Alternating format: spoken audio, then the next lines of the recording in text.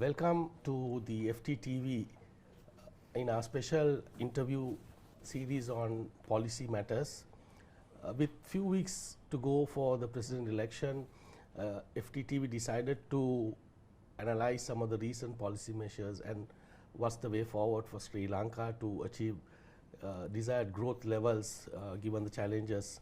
And today we have for this discussion Dr. Montek Singh Ahluwalia, who is credited to have helped India transform and liberalize to what it is today, as well as Dr. Harsha and Silva and Eran Wickramaratne, the two prominent SJB members of parliament, to take this discussion through.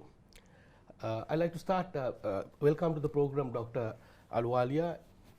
In terms of Sri Lanka's potential going forward, the forecast from the IMF is that about a 3% growth in the medium term.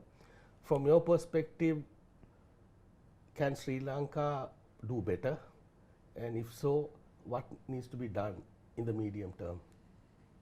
Well, first of all, thank you for inviting me to your program. A great pleasure to share views with you. You know, on the specific question you asked, 3% is a rather modest growth rate. I haven't seen the IMF's detailed analysis, but I'm sure what they're thinking of is that Sri Lanka had a huge debt overhang. They've done some debt restructuring. You could argue that it's not enough.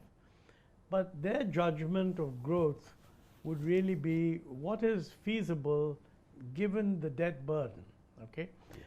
If the debt burden could have been reduced, then certainly a higher growth rate would be feasible. If more assistance could be given, external assistance, then it would be feasible. But I think one has to accept that 3% is a low rate of growth. Given historical experience and given the fact that Sri Lanka is in Asia, and Asia is going to be one of the faster growing regions of the world. So I can imagine that people would say, look, why can't we go for a higher growth rate? But remember, a higher growth rate by itself has other consequences, because if you have a higher growth rate, then the IMF would say, then you must be generating more tax revenue. Yes. Therefore, you must have a faster fiscal deficit reduction. And indeed, if you could get a higher growth rate, that might well be reasonable. Question is, what will trigger a higher growth rate? And that boils down to availability of resources and the pace at which you can do structural reforms. That's something that only government or whatever the decision-making process in Sri Lanka has to come to some agreement on. Okay, thank you very much. You mentioned about increasing tax revenue. Given the low tax to GDP ratio, there have been some recent measures to increase that revenue, but in the process there is more burden on businesses and people. How can Sri Lanka sort of increase the capacity to pay these taxes, and what is India's experience in terms of improving tax-paying compliance, more on compliance and more responsibility of paying taxes? Well, you know, in all countries, the usual comparison made is at your level of per capita income, how does your tax rate compare with other countries? And in India, the comparison depends on how you make it. India's tax rate, if you take both the central government and the state government, is higher than Sri Lanka, significantly higher. Some people say that for our level of income, our tax ratio is actually about average. Others say no, it could be raised by a couple of percentage points. And there are some obvious tax reforms you can do. You know, the usual argument here is that those who are already paying taxes honestly will not be burdened. The name of the game in tax reform is to broaden the base. So if you're not paying taxes, yes, you will be paying taxes. But if you're actually paying your taxes honestly, the tax reform system should not be putting a burden on you. Now, what actually is done is a matter of detail. But I would certainly say that for a country of Sri Lanka's per capita income, which is higher than India, the tax ratio is indeed very low. You can argue what is the rate you should aim at, how long it will take to get there, but I'm quite sure that the IMF or the World Bank all these agencies would have made that calculation and said that's why, with sensible tax reform, Sri Lanka can pay higher taxes, get higher tax revenues. Okay, thank you very much. I'll move on to Harsha. Given following the economic crisis and the political crisis, the government has maintained that it has stabilized and spurred growth. And IMF program was a critical element in that exercise. There is reference that there are no more shortage of essentials, inflation is down, reserves have gone up. What is SJB's response in terms of, is that the correct situation, or you feel there is a different perspective? Thanks, Nista. I mean, I will answer that question also taking off from where Dr. Aluwalia finished on your first question. Yeah. Now, this is the negotiation discussion we are having with the IMF. We need to have a higher growth rate. Now, the problem we see in this program is that it's more like an extended SBA rather than an extended fund facility. You see, because the structural adjustments that are included in the program are not geared towards high growth. Yes, we got some stability, but that stability came at a very high cost. Earlier, there were no gas lines. We had petrol and electricity 24 hours, and we had 3 million people below the poverty line. Today, we have no gas lines, we have petrol and electricity, but we have 7 million below the poverty line. So obviously, just by saying, look, we eliminated the lines doesn't mean that things are all hunky-dory. So there is a big responsibility for the next government to ensure, at least in the very short term, how do we get those people who fell into poverty, and there are a lot of people at the borderline still who can fall into poverty, to make sure that equation is changed. Now, the discussion we are having, Dr. Aluwalia, is that for the IMF, debt is debt and growth is growth. We are saying, look, that is not the case. Our problem is with external debt, and therefore growth must come from tradable growth. So the way it is structured, there are no opportunities for whoever is in government under this program to incentivize tradable growth, or in other words, export growth. So SJB's whole plan is structured on creating tradable growth. So exports plus internationally competitive import substitution. So we must have, with a mandate, if we come in, the opportunity, the ability to sort of tilt the economy in such a way that we incentivize investments which we need to get, because our savings rates are much lower than our neighboring countries, so that those investments would generate tradable or export growth. So this is a fundamental discussion in terms of, if you want to call it negotiating, renegotiating, amending the agreement with the IMF. And the second part is what Dr. Aluwalia said, is the tax burden is actually very high on the honest people who are paying taxes. I mean, at less than $1,000, Dr. Aluwalia, we are getting hammered at 36% tax. You know, so the disposable income of a typical middle class person working in a bank or university or wherever it has shrunk so much, whereas people who are not complying is huge. So what we want to do is to bring some tax equity, so that people who are paying honestly, because there is a pay as you earn tax you can't avoid, that we will let those honest people have a little breathing space. And we are planning on bringing a public digital infrastructure. You know, we're talking with people who work with Mr. Nandan Neelakan. We're having a long discussion with Dr. Pramod Varma, etc.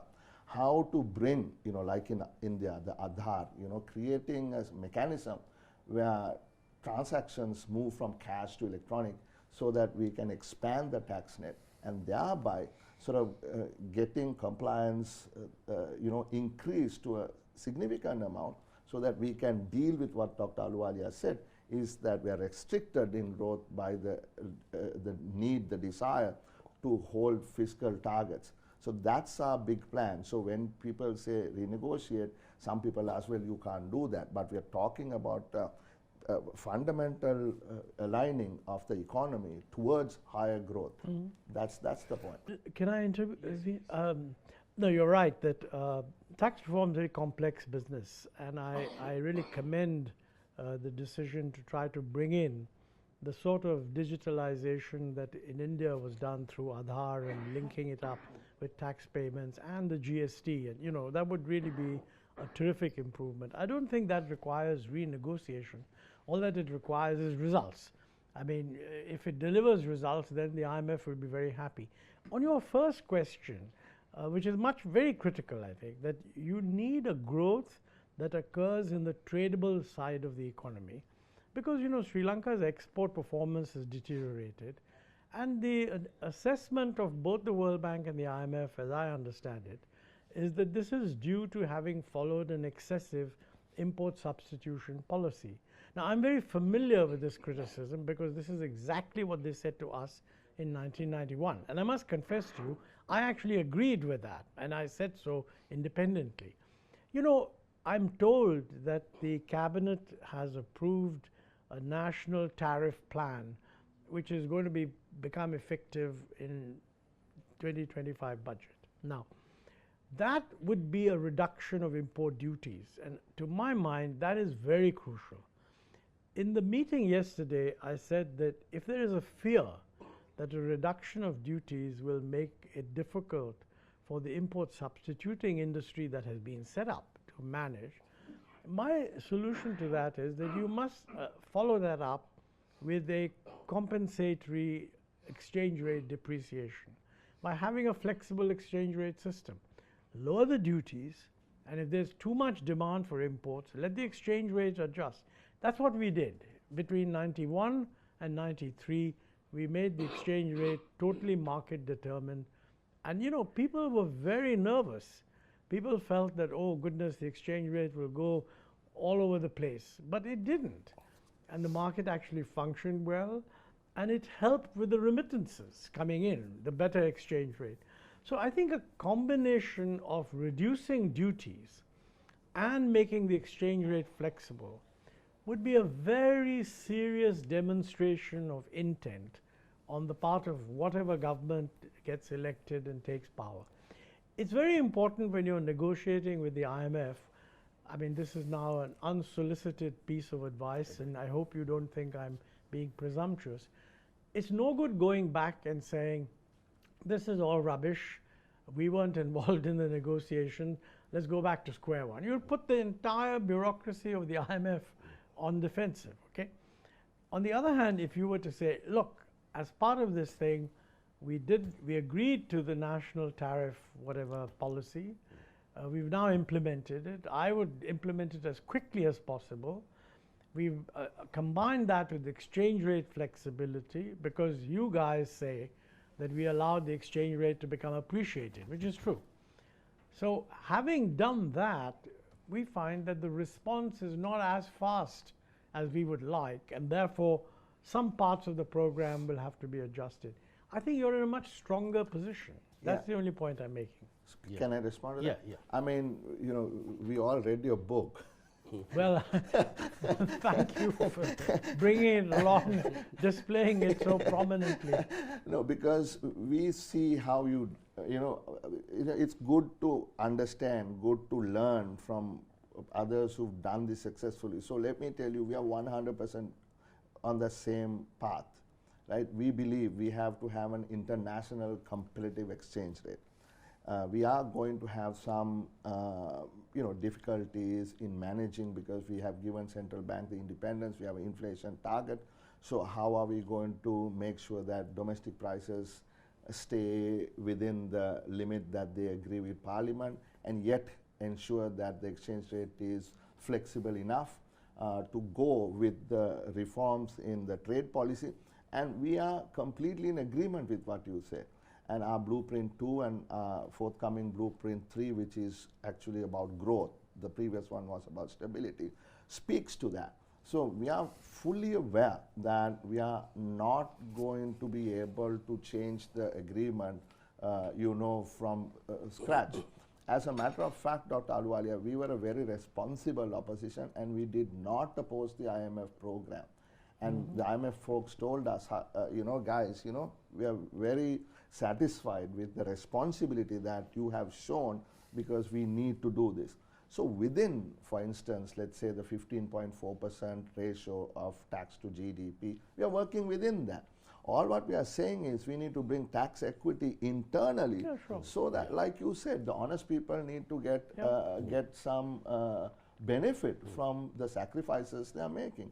So yeah, the tilting of the structure towards tradable and export growth by creating international competitiveness is fundamental in our view to get our growth rate up from 3.1 to a much higher rate in the medium term. Harsha, you did mention about you supporting the program, but you had complaints about our government not tabling the entirety of the agreement in Parliament. What has that changed? Has that changed since? No, what we were saying is, look, the technical documents. See, the government wanted the Parliament's approval for this program. Generally, you don't need to do that because it's the minister and the governor who sign with the IMF. Now, the issue is the current president, Mr. Wickramaratne, was elected in Parliament, but not by the people. So to sort of, I guess, to show the world that there is a mandate, he wanted that approval in Parliament. Now, that is what happened, right? Now, we agree that not everything can be shared publicly, and there are sensitive, you know, information in there. We were not asking for that. We were asking for the general framework.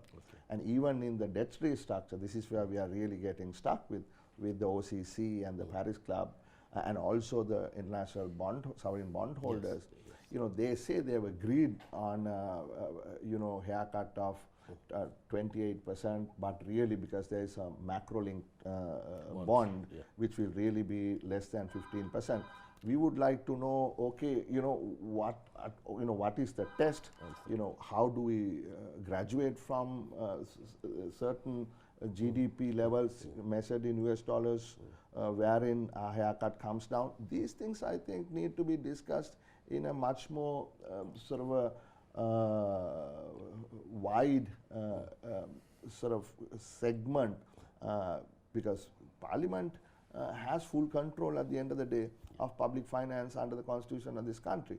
So that is where we are really saying, look, you know, there has to be more transparency, because these debt agreements will go until 2048 and beyond. Okay, thank you. I'll move on to Eran. Thank you for coming for this program. Government has been saying that they've passed an unprecedented number of new legislations towards better accountability, improving governance. What's your own take in terms of governance and democracy and their progress in the past 2 years? Thank you, Nisa. I would say, because Dr. Ahluwalia is here, that in the Indian story and the lessons that came out of their restructuring in the early 90s, one of the things that doesn't really get mentioned is that economies are built on trust as a foundation. And the people who were spearheading it, including Dr. Manmohan Singh, right, were people of impeccable integrity. These are soft factors which are often not mentioned. You can bring policies, it depends who brings the policy. You say, will the business community actually trust it? Will the public actually trust it? Because when we are trying to move from stability to growth, we have very hard decisions ahead. We have very, very hard decisions ahead to be taken. We obviously need monetary policy and fiscal policy stability, that's a given. But we have lots of other things to do with the public service, with the bureaucracy, with the efficiency, and with introduction, as Harsha said, you know, digitalizing the economy. There can be a lot of resistance, and when you know you're doing the right thing, you have to move ahead. And when you have to move ahead, people need to know that you are doing it not because you have a personal agenda. You're doing it because it's in the interest of the country. And therefore they can't resist it. And then the public will eventually back that, you see, even it doesn't matter where the resistance comes from. So I think this government has a trust deficit. If I were to give you one example, right, new president comes in, right, and the previous government has negotiated a light rail investment program, 2 years of work done to have a light rail. Correct focus on public transport, and that's the focus should be, because Sri Lanka really lacks in public transport, and it'll help the economy tremendously if you have a very good public transport system. Negotiated with our friendly country, Japan, we get a long-term loan at the lowest possible interest rates, everything is in place, governments change. New government comes in, puts the whole project on hold, no continuity of policy.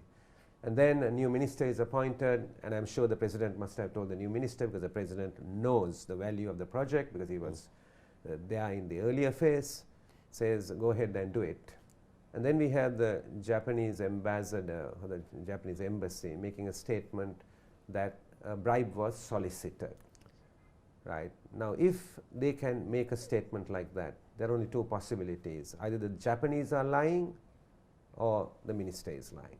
If the Japanese are lying, the government should be basically making a complaint to the Ministry of Foreign Affairs in Japan about it. Otherwise, we had to assume that the Sri Lankan minister is lying. Now my point is this, right, bribery and corruption certainly needs to be dealt with, but my wider point is that the president of the country appoints that particular individual to the Constitutional Council of the country as his representative. What are we talking about, Nista, here? Right? Do we build trust, in doing things like this? Or how are investors going to look at this? And then in the Constitutional Council, see, when you do one wrong thing, how it keeps repeating itself. In the Constitutional Council, name is proposed to be Inspector General of Police in the country. 2 people vote for the name, 4 people vote against the name. And what happens in the end? In the end, the president appoints the person, even disrespecting the decision of the Constitutional Council. Constitutional Council is a check and balance on the executive arm of government. Every country, there has to be checks and balances if we are going to go forward. And this is a check and balance which we have put into the constitution of the country, completely ignored, and he makes an appointment. Harsha, myself, Kabir, leader of the opposition, Sajid Premadas, lots of our colleagues, we stand up in parliament, we protest about it, we shout about it. Actually, I found fault with the Speaker of the House, because he's chairman of the Constitutional Council. And it just goes, under, until 2 months later, the judiciary of the country comes and says, yes, that appointment is irregular. So when you are talking about this government and their respect for the law, Nista, the problem is to move from fiscal stability, monetary stability, right, and the proper exchange rate is really to grow at this investment. Sri Lanka has traditionally had low savings compared to even India or China, very, very low savings, relatively speaking, as a percentage of GDP. So we need foreign investment. That's the only way we could go forward. Local investors have to have confidence, foreign investors have to have confidence. It's an issue of trust. Will the legal system work? They come, they sign an agreement, right, maybe with a local business partner or with government, right? They are not going to wait 16 years in a court to see whether this legal agreement could be enforced. They need to see it in 6 months. Right? The commercial courts of the country set up several years ago are not really functional. The commercial courts need to be functional. They need to work. They need to have the confidence that the rule of law will actually be implemented. With such low savings rate, without foreign investment, we are not going to go anywhere. And we have to build the confidence to do so. I haven't seen any of that, Nista, happening with this government. Okay. Given in the run-up to the elections, the focus is more on the economic prosperity, fixing the economy or letting it grow. But I don't see this governance and democracy is in the main headlines of the campaign of the candidates. You think what would be what would determine the outcome in terms of will the, coming from an economic crisis, we also had a political crisis, governance crisis, but it seems to have taken backstage. Yeah, so Nista, it's a little bit like this. It's like a pyramid, the population. At the bottom of the pyramid, as Harsha described it, people are really, really under pressure. The poverty has gone from 3 million to 7 million, and people are really, really under pressure. 25% of mothers have given up giving milk to their children. I mean, I can't say it more drastically than that. Right? That's how difficult it is at the bottom. And those people have to vote. And certainly candidates running for the presidency have to appeal to that vote base. There's no question about it. They need to appeal to that vote base because that's a real need. And there's also a real economic reason, and I have said this to the IMF as well. Without social stability, we can't fix the macroeconomy. We need to maintain social stability. It's always a balance, because if you have people on the street, that's not going to solve anything anyway. It's going to put you back, further back. So you need to create that social stability. So certainly, I'm not finding fault with candidates at all. We have to be sensitive to that. We have to make sure social stability is there, that the people at the bottom of the pyramid are taken care of. But this election is not going to be determined by them. This election is going to be determined by the middle class, right? And the floating vote, the undecided vote is actually there. And we are speaking things that are relevant to them. They are the ones who go to work every single day. They are the ones who start new businesses. They are the ones who are already in businesses. And they know how pressed they absolutely are, right? And we are actually speaking to them. So this is very relevant to them. The rule of law is absolutely relevant to them. And that is why I'm saying is, even though often we hear in the public stage that the bottom of the pyramid is being addressed, there's a thinking population. There are 1.7 million new young people, voters. This time when you and I went to school, right, we only had a newspaper. And we believed everything in the newspaper.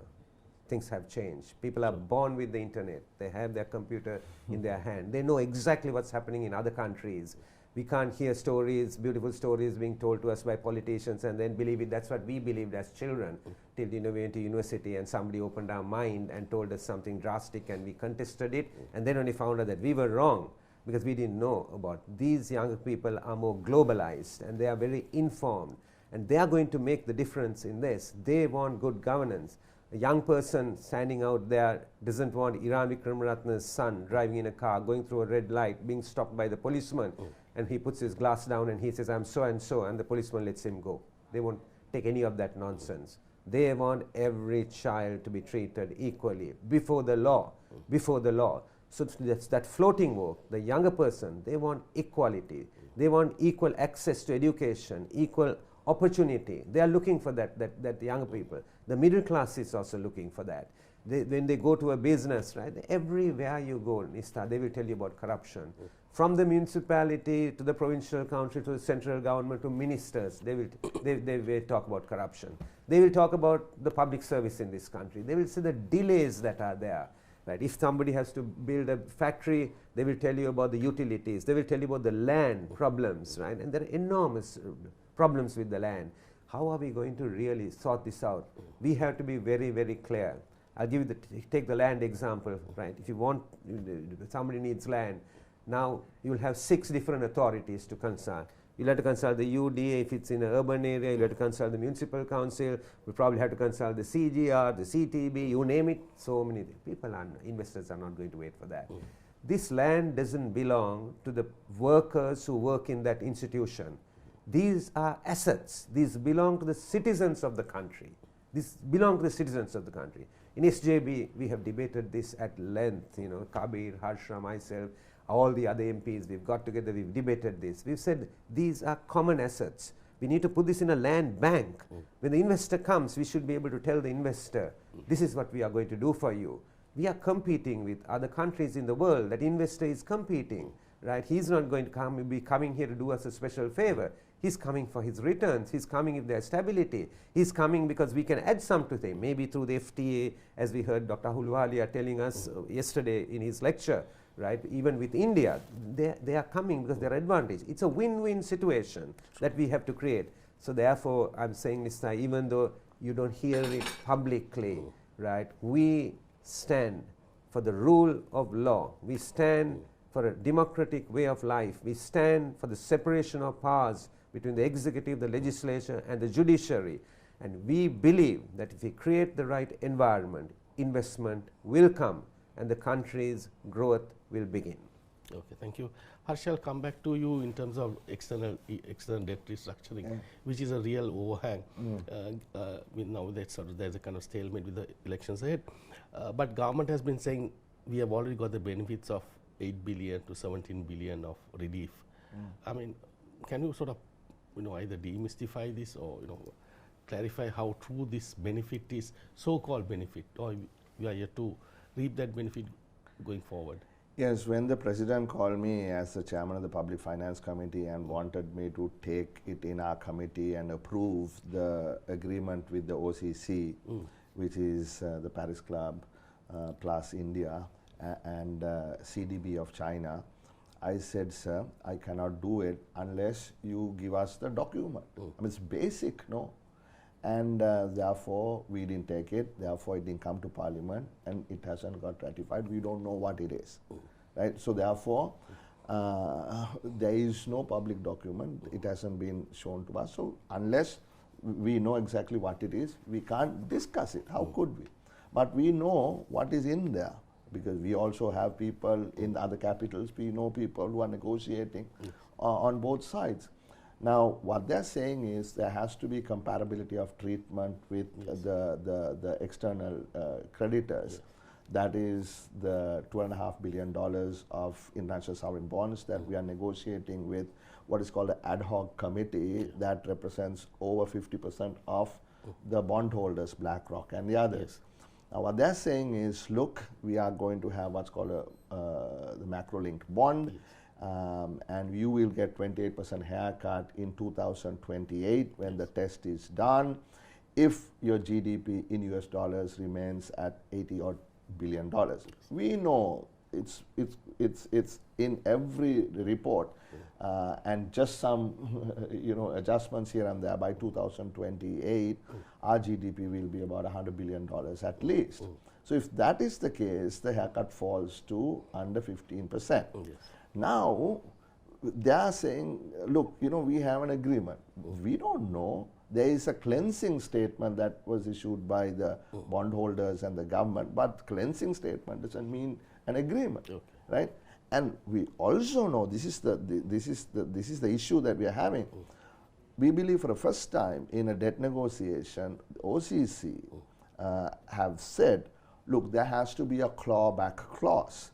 So if the haircut for the creditors, the commercial creditors, fall from 28 to 15, then what we are agreeing with you now, we'll have to, claw it back. Some amount will have to be clawed back. Now, the issue, Nista, is at the beginning of the negotiations, they said, look, there is no domestic debt restructure.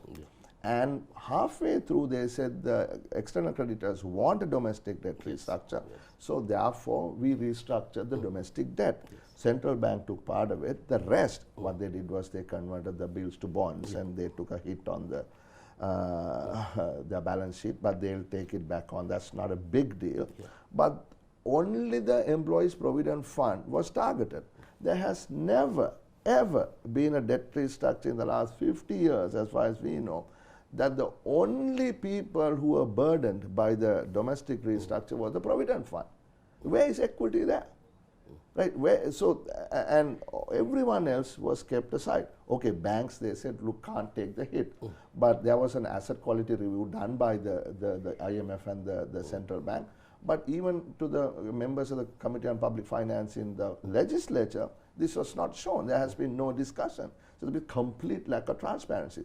So what we are telling the government is, look, comparability of treatment has to be, we understand, among the external creditors.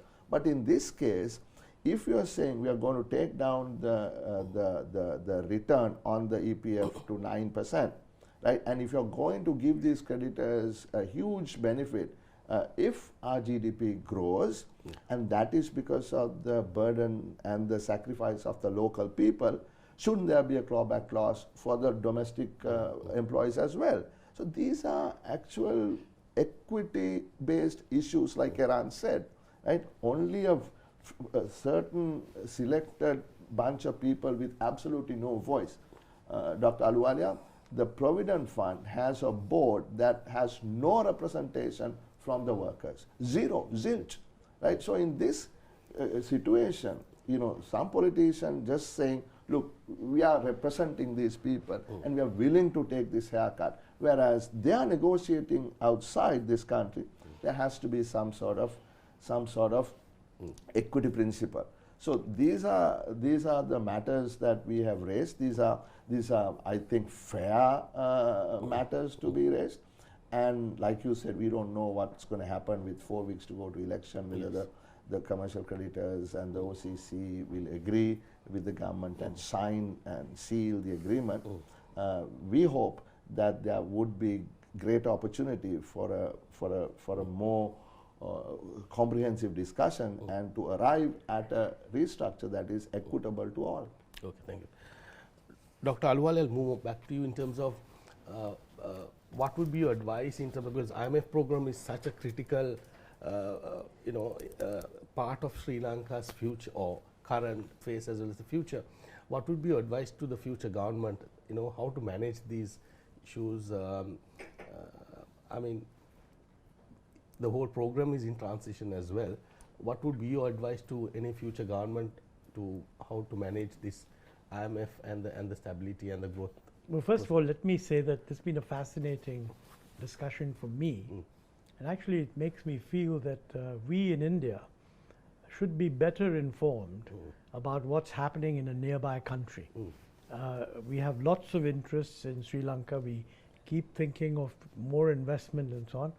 And actually, many of the problems that have been discussed are not unique to Sri Lanka. You know, the point about you need a sense of social stability to give legitimacy to a government. And a government needs legitimacy precisely in periods when difficult decisions are. I mean, no government has to bother about legitimacy if everything is hunky-dory. I mean, politics happens, but people don't relate it to their economic circumstances. When you're in a difficult situation, it's very difficult for any politician, to sell to the people that there is a set of difficult decisions that we have to take. And I think the point you made, we in 1991 benefited enormously from the fact that Dr. Manmohan Singh, the finance minister, enjoyed a phenomenal reputation for personal probity. You know, he had just come back from the South Commission in Geneva, and I mention in my book that he had to devalue the rupee, but that was done. He was also remitting whatever savings he had from Geneva, and he calculated what was the gain to him because of the devaluation and donated that amount to the Prime Minister's Relief Fund. So nobody could say that you had a vested interest in doing the devaluation.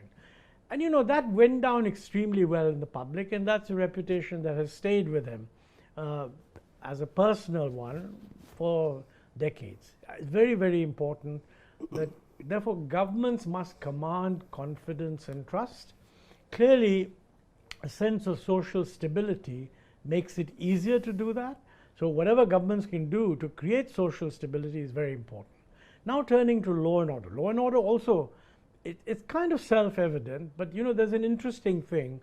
When you begin to try to attract foreigners, foreign investment, which we are doing in India, all countries are doing, and you want to do in Sri Lanka, the law and order thing becomes doubly important.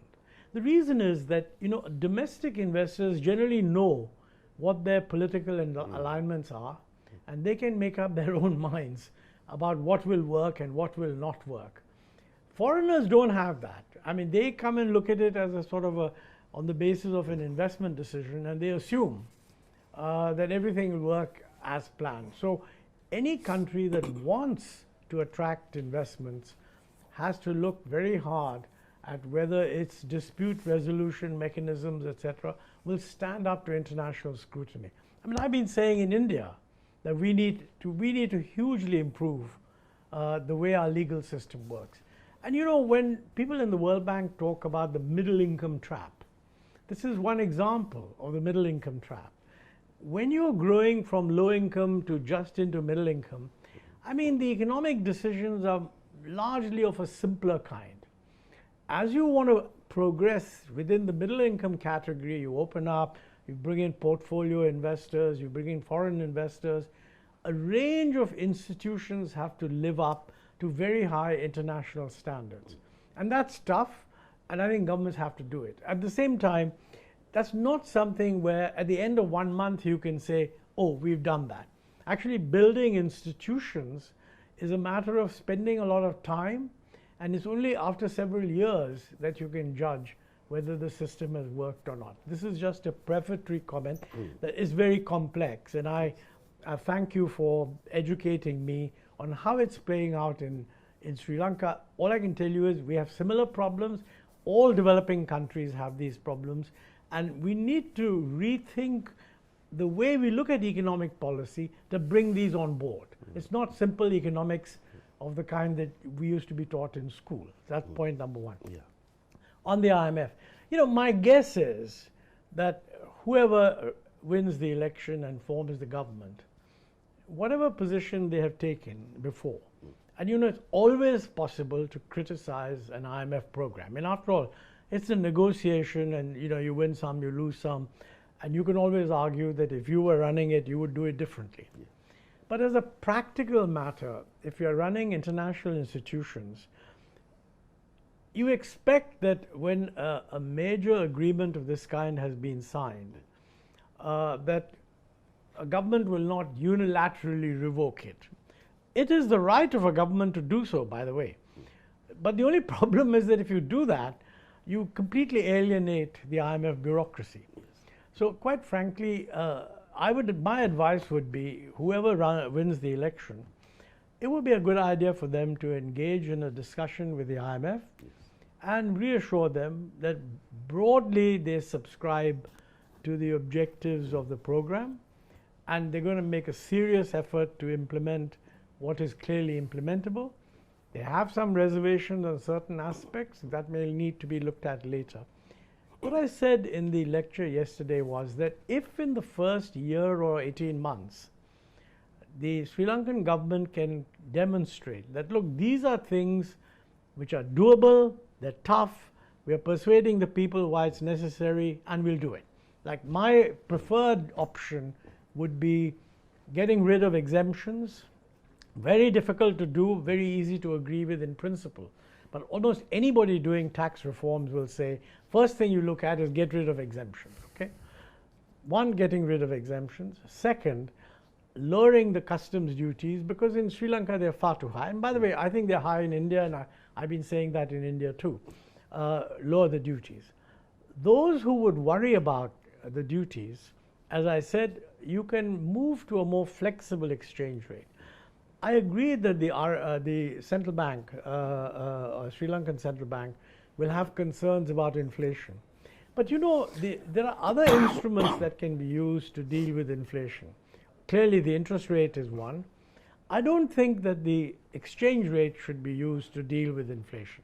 And I think maybe you can get an agreement with the central bank that in India, for example, the Monetary Policy Committee, which has been democratized, which has brought in people from outside, it makes a recommendation on the policy rate. It doesn't make recommendations on these other things. So the notion that the RBI has to manage inflation, I mean, the RBI is aware that inflation is not just caused by whether the interest rate is too high or too low. But if inflation is too high, you don't lower the interest rate. If inflation is low, then you can start lowering the interest rate. If inflation is high and the interest rate doesn't give you much scope, then there are other things you have to do, and that's not in the control of the central bank. And that is where, if you like, a functional collaboration between the central bank and the government is always necessary.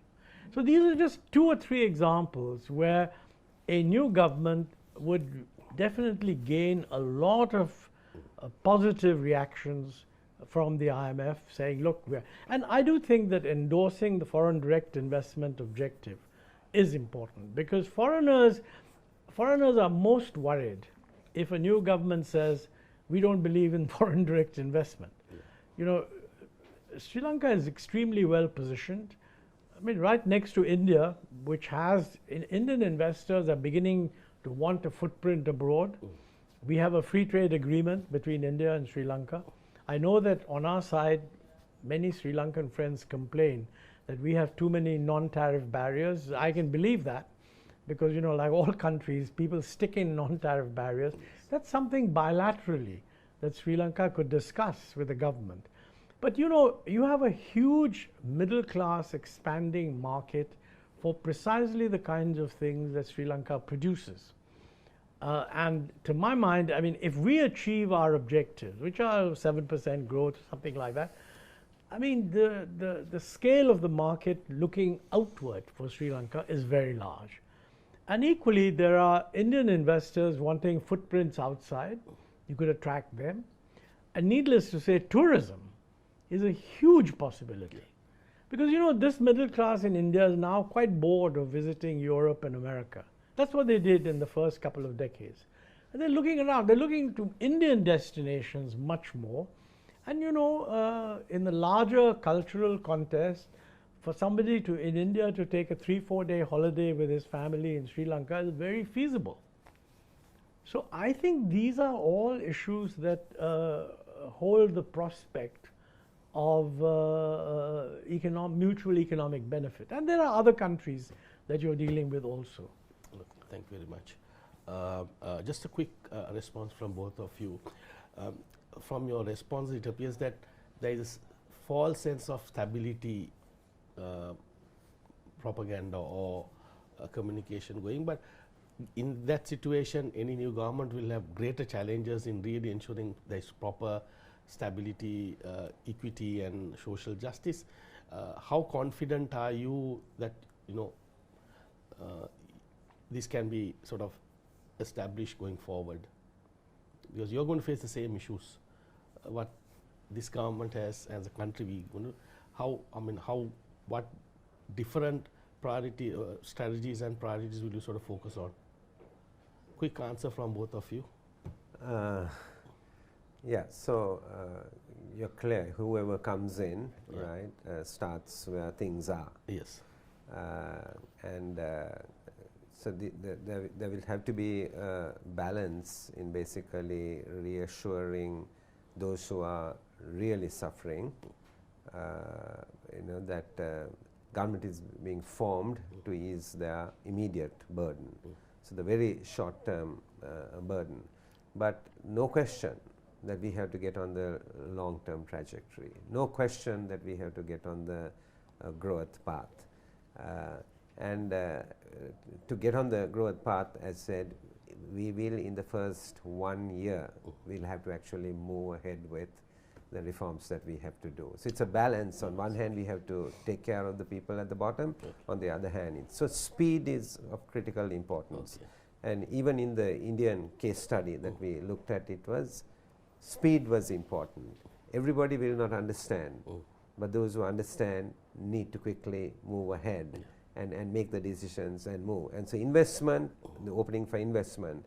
So people look, as Dr. Ahluwalia said, they look at the country first, and they look at country risk before they go into looking at, you know, the industry and the project risk. Our issue is really the country risk.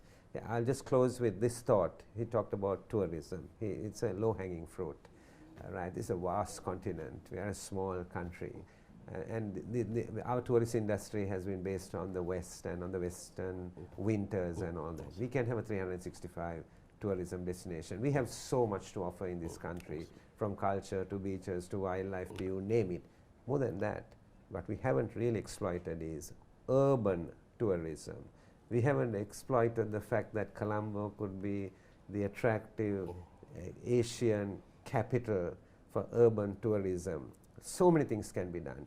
The family he referred to, you know, coming with their 3 small kids here, spending 3-4 days, can go beyond that. We can have the conventions here. They can be religious conventions, leisure conventions, business conventions, you name it. These large corporates, 45 minutes to 1.5 hours away on a flight here, right, and people coming in here. And this 365, I'm saying the focus has been on what we call traditional tourism. Yes. I'm saying we can do an urban-based, Yeah. city-based, Colombo-based. This could become the capital city for that as well. The port city is coming. We've talked about it at length, right? Thinking about, the government has been saying financial city and financial services and all. We are conscious of the fact we have Singapore there and we have Dubai here.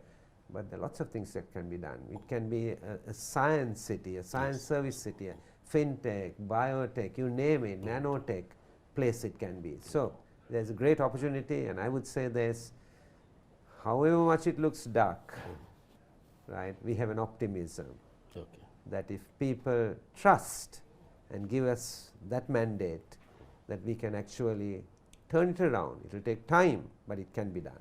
Harsha, quick one. Has to just Yeah, I mean, Sajid is a social democrat, you see, and that's what he believes in, right? So we have a team, we've been discussing for months and years, how do we sort of all come together, to take this place from where it is to where it ought to be, Yes. right? And that's why, we talk about a social market economy. We believe in markets. Markets have to work. We have to make markets efficient. We have to bring in competition, right? And so therefore, some people think creating wealth, profit is a bad word. Some of our colleagues in the opposition seem to suggest that. It is not. Unless you create wealth, how can you distribute that wealth? So on one side, we believe in the markets, and on the other, we believe in economic justice. And that's what we talked about a lot here. Right? We need to address those two things. So it is a combination of these two things, and we understand the complexities that we have to deal with in the short term with the IMF. We are a bunch of professionals. We didn't come to politics as local council members, and there is a certain knowledge and understanding, international experience we bring to the table. So therefore, we won't make promises in this election that we can't keep. We will be responsible, and therefore, I hope that the people, particularly the middle class, who say, well, Sajid is all about giving. He goes to schools and gives smart classrooms because he wants to indicate that, look, we need to bring technology into schools. We've got to give the kids the opportunity to learn English, to learn STEM subjects, because otherwise, where will the kids who come out of school find jobs? We have to create that group of young people who will be able to sort of fit into the emerging economic order that would require the kind of skills we don't necessarily have yet. So it's a long-term plan, right? But in the short term, we got to address the 7 million in poverty, and then we got to do the reforms. And we agree with what he has said, and I think he agrees with what our thinking is on that, and then move this along. India is going to be growing at 7%, South probably at perhaps double digits. How do we engage with them? How do we integrate with the global value chains? How do we do component manufacturing here, slice the manufacturing process? So we have this whole idea about breaking down the walls, building bridges to the world, creating a dynamic economy, and moving forward. So I hope the middle class would be sort of content with what our plans are. Thank you very much, Dr. Aluwalia, for your time, actually, and as well as insights, as well Harsha and Eran for spending some time with FTTV. Where we've discussed a lot of policy issues, current as well as going future, what are the challenges, and we will continue to take up some of these issues going forward in the run-up to the president elections and thereafter as well. Thank you very much. For more latest news, subscribe to FTTV.